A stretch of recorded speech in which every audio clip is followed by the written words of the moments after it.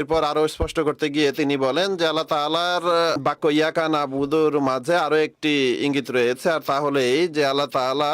এই আয়াতে নিজ বান্দাদের এদিকে দৃষ্টি আকর্ষণ করেছেন যে তারা যেন নিজেদের ইবাদতের ক্ষেত্রে চরম পর্যায়ের সাহস এবং চেষ্টা ব্যয় করে এবং বারবার আল্লাহ তাআলার ডাকে লাব্বাইক লাব্বাইক বলে তার কাছে উপস্থিত হয়, যেন বান্দারা এই বাক্যের মাধ্যমে বলছে যে হে আমাদের প্রভু, আমরা চেষ্টা প্রচেষ্টা করার ক্ষেত্রে, তোমার নির্দেশ পালনের ক্ষেত্রে এবং তোমার সন্তুষ্টি লাভের ক্ষেত্রে কোনো অলসতা করছি না, আর কিন্তু তোমার কাছে আমরা সাহায্য চাচ্ছি যেন আমরা পথহারা হওয়া থেকে রক্ষা পেতে পারি এবং সকল ধরনের বানোয়াট বিষয়াদি থেকে আত্মরক্ষা করতে পারি। কোনো ধরনের লোক দেখানো বিষয় যেন আমাদের মাঝে না থাকে, কোনো ধরনের বানোয়াট বিষয় যেন আমাদের মাঝে না থাকে, এবং আমাদের ইবাদত প্রকৃত অর্থেই তোমার খাতিরে হয়। আর এই কারণেই আমরা তোমার সাহায্য চাই যেন আমাদের মাঝে এই অবস্থা আমরা সৃষ্টি করতে পারি, যেন প্রকৃত অর্থেই তোমার খাতিরে আমাদের ইবাদত হয়ে যায় এবং তোমার খাতিরে আমাদের বিনয় হয়। আমরা তোমার কাছে এই তৌফিক চাচ্ছি যা হেদায়েত এবং তোমার সন্তুষ্টির দিকে নিয়ে যাবে। আমরা তোমার আনুগত্য এবং তোমার ইবাদতের ক্ষেত্রে অবিচল থাকে, অতএব তুমি আমাদের তোমার অনুগত বান্দাদের অন্তর্ভুক্ত করো। এই অবিচলতা থাকা উচিত, এমন নয় যে রমজানের কয়েকদিন অতিবাহিত হয়ে গেল তখন ইবাদতও শেষ হয়ে গেল, বরং মানুষ যেন অবিচল থাকে, এখানে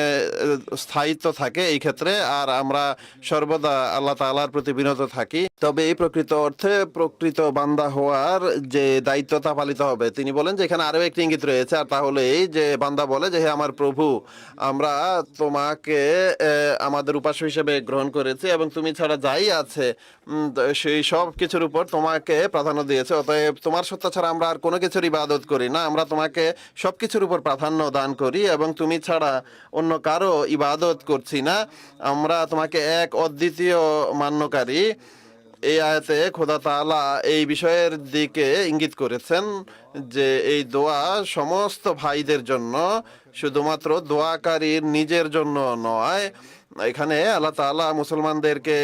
পারস্পরিক ঐক্য, সম্প্রীতি এবং বন্ধুত্বের দিকে দৃষ্টি আকর্ষণ করেছেন এবং এই দিকে দৃষ্টি আকর্ষণ করেছেন যে দোয়াকারী যেন নিজ ভাই এর কল্যাণের জন্য নিজেকে কষ্ট নিবেদিত করে, যেভাবে সে নিজেকে কল্যাণমণ্ডিত করার জন্য কষ্ট করে। অতএব যখন এই ধারণা সৃষ্টি হবে তখন আমরা ঈদের দিন নিজ ভাইদের প্রতিও খেয়াল রাখবো, সন্ধির দিকে অগ্রসর হব, ছোট ছোট মনোমালিন্য বাকবিতণ্ডার কারণে নিজেদের মাঝে দূরত্ব সৃষ্টি করব না, বরং কল্যাণকামী হব। যেভাবে মানুষ নিজের জন্য কল্যাণ চায় বা নিজেকে